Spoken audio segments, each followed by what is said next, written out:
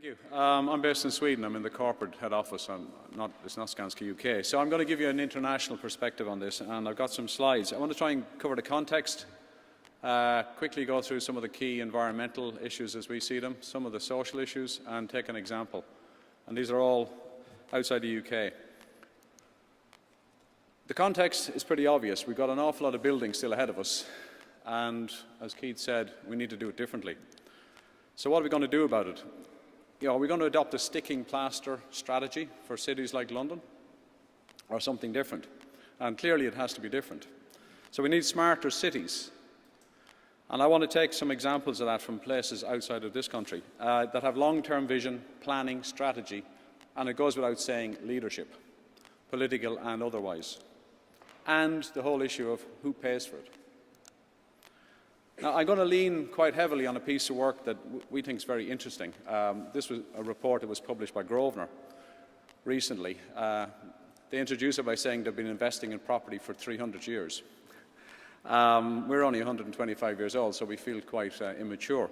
But it looks at 50 cities around the world, and it just so happens that on this, it looks at two dimensions.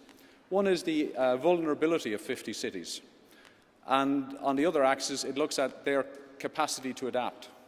Now, interestingly, in terms of vulnerability, Stockholm, where I'm based and where Skanska is based, sits alongside London. We're 14th and 15th on that league table. When it comes to adaptive capacity to change, Stockholm goes up to 7th and London drops way down. I'm also going to touch on Seattle, which is very low down the list in terms of vulnerability, but has an adaptive capacity somewhere in the middle. And I think it's really interesting. If you haven't seen this report, I recommend you have a look at it, because it's something that's excited us quite a lot. Why? We've been involved with a number of other organisations in Stockholm recently in putting to the city a vision for Stockholm for 2070. And this isn't about cars flying through the streets as we saw in the 1960s vision for the year 2000. This is about new communities, how they get connected, what are the social consequences. Infrastructure, for example, tunnels that carry trains, but they also double up as highways. Toll roads for the highways that pay for the trains. So you get public infrastructure for free by taxing automobiles, probably electric by then. And so it goes. Now, have we got a 2070 strategy for London? Have we got a vision for London? How many other cities work like this? We've come up with some tools, and I want to concentrate mostly on the how. How are we going to do this? Because we all know what the what looks like. It's a big challenge. We've got some tools. Future-proof is part of our language too. It's up on the top right-hand corner. We've been talking about this and doing it for the last 4 years, and we've come up with some KPIs that are essential. This is a building version. I could also talk about a civil infrastructure version as well. We run our business like this today. We work with our suppliers like this. We work with our partners like this in all the markets where we do business. This is how we do it, and this is how cities like London need to do it.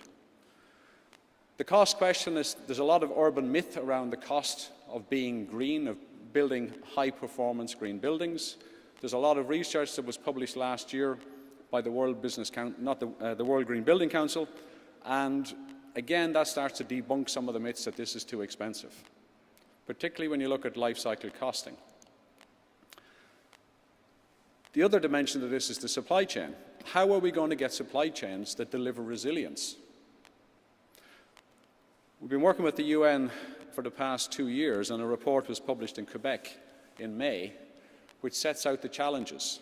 The UN Environment Programme, through its 10-year framework, is going to implement this process, and it will start to spread worldwide over the next 10 years. But one of the fundamental issues we have, if you look at families of materials coming into cities to create the infrastructure and the buildings that we live in, this is a heat map. It's quite controversial. It's work that was done by the Carol Rue Institute for Technology.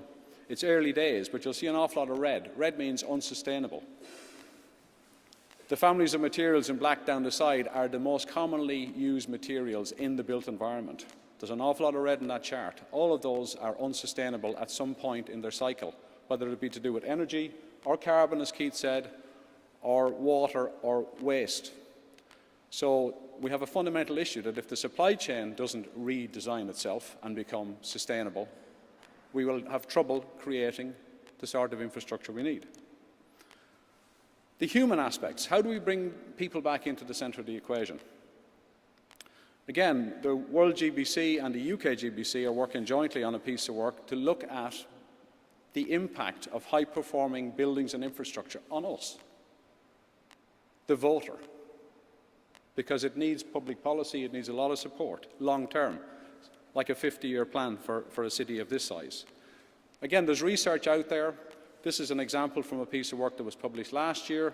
The detailed report will be published later on this year. It will again start to provide metrics for the first time to compare, to see what the human impact is on infrastructure and buildings that are defined as sustainable or not, and therefore leading to more resilient types of communities and cities.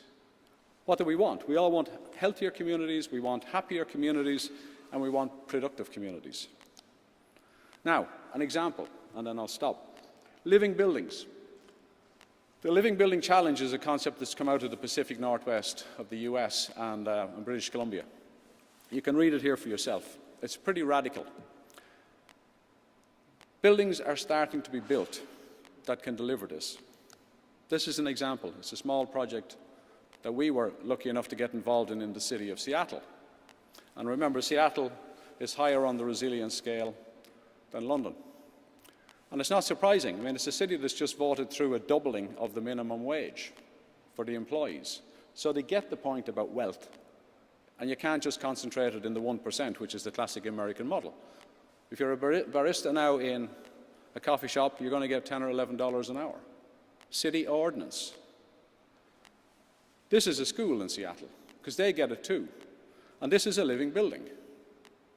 And it's only the 4th living building in the world, as defined by that particular model. What it's led to is a different way of thinking in the city. This is a building called Stone 34.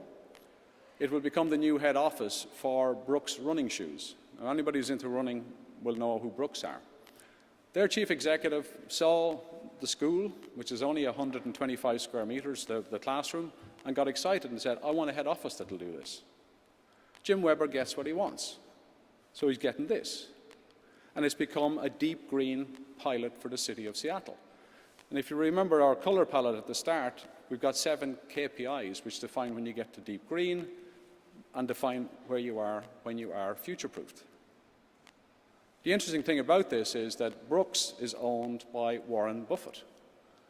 And as Warren Buffett says, one of the most famous investors in the world, his preferred length of time to hold an investment is forever. He gets it. And this is an example of it being turned to reality. Thank you.